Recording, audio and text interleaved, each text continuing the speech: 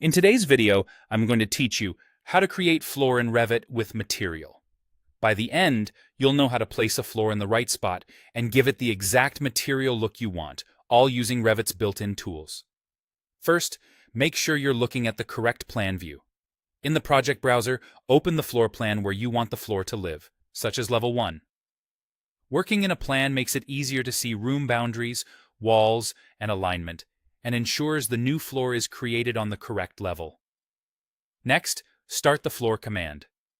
On the ribbon, go to the Architecture tab, then the Build panel, and choose Floor.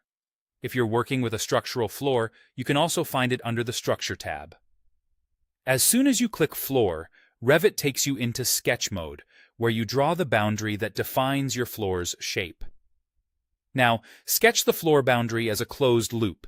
You can use line for precise segments, rectangle for quick orthogonal shapes, or pick walls to trace existing walls. Pick walls is great for matching the floor-to-room edges. Just pay attention to which side of the wall you're snapping to and use the offset if you need a setback. The key is to make sure there are no gaps or overlaps.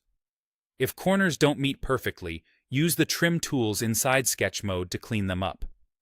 A completely closed, clean loop is essential for the floor to be created correctly. When your outline looks right, click Finish Edit mode at the top of the screen to generate the floor. If Revit detects an open boundary, it will warn you. Simply return to sketch mode, fix the gaps, and finish again. With the floor in place, let's assign or change its material. Floors use a type-based structure made of layers, and each layer can carry its own material. Select your floor in the model, then in the Properties panel, click Edit Type. In the Type Properties dialog, choose Edit next to Structure.